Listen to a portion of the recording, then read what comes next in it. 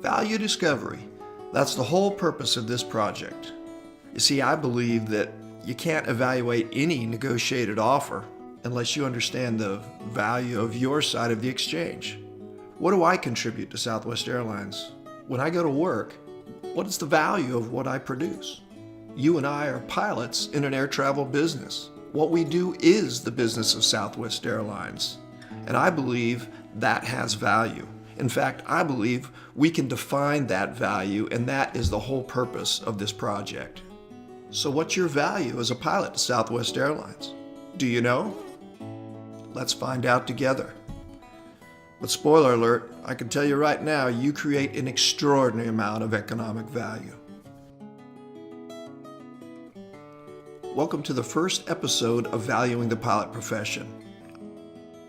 Now, I realize these are meant for investors, but Southwest Airlines earnings reports can also be viewed as a record of the value of our work product. So let's start this introduction to Southwest Airlines earnings reports from the top, literally the top line of all corporate financial data, operating revenue.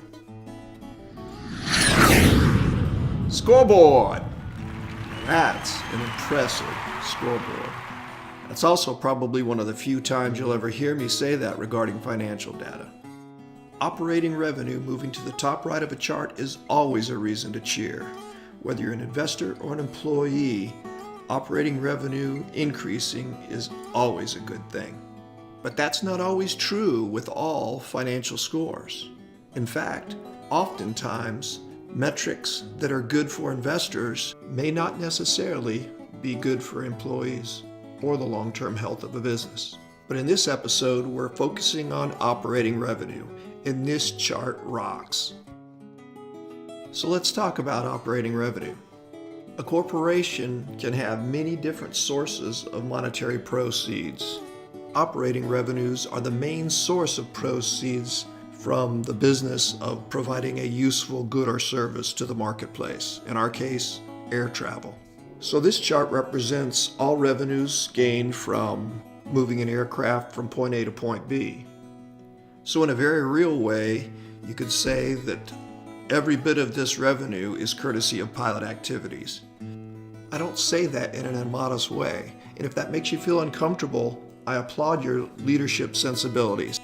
But remember, the purpose of this project is to determine our value. And make no mistake, this is all about preparation for Contract 2020. When you're out on the line, be the leader, be the team builder. But when it comes to negotiating our next contract, we all need to think like steely-eyed businessmen. And that starts by knowing the value of your side of the exchange. I chose 2003 because it's 1 year before Mr. Kelly took over as CEO. You can say from looking at this chart that he's made more good decisions than bad decisions. From this chart, it's clear he's turned us from a low revenue business into a higher revenue business. And by the end of this episode, I hope to persuade you that not only is that good for the financial health of our business, but it's also good from a pilot negotiating perspective because he's made us more valuable. The first remarkable thing you can say about this effort is that 257% increase in revenue over 15 years, that ain't bad. That's not bad at all. But that remarkable thing is pretty obvious. Let's take a little bit closer look at this chart. Year after year after year after year, all record revenue. For 15 straight years, all but 1 year was a new record in operating revenue. That is remarkable. This is the first nerd alert that you'll see. Obviously, from 2008, 2009, you go, okay, that's the only year that we had less than a record result. So obviously, you got to ask why. In this case, it was a 6.1% drop year over year in operating revenue. Well, if you take this in historical context, there's a lot of things that went on during that time frame. For instance, from the fourth quarter of 2007 to the first quarter of 2009, the stock market fell by over 50%. There was a banking crisis that required unprecedented Federal Reserve monetary and banking rules changes. There was the sharpest recession that we'd had since 2000-2001 time period. And yet, we only lost 6.1% in revenue. That tells me a couple of things, a couple of positive things. One, even in a recession, the public still needs to travel. If you look at 2009's operating revenue, we still made $10.3 billion. So that tells me that people were still traveling, but they were probably traveling on a budget. And that brings up positive point number 2. Southwest Airlines' low-cost structure allows us to lower our fares and meet the needs of the budget traveler a lot easier than some of our competitors, and that's a good thing. Southwest Airlines' business model has built-in resilience. But I gotta pause 1 minute. Even though this episode is about operating revenues, I did talk about low cost, and I want you to connect in your mind what low cost means for Southwest Airlines. Our low-cost structure is dependent on 2 primary things. One is a low debt structure, and that's a great thing that we've kept for 45 years.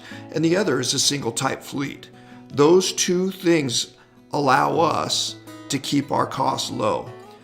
But make no mistake, and this is important, by calling yourself a low-cost business, that is not rationalization to pay your employees less than they deserve. We'll talk more about operating expenses in episode 2. Getting back to the summer of 2008, one further event had a significant impact on Southwest Airlines' business model, and that was the fuel market. It went from $145 a barrel of oil down to nearly $28 a barrel of oil, and all of our fuel hedges exploded.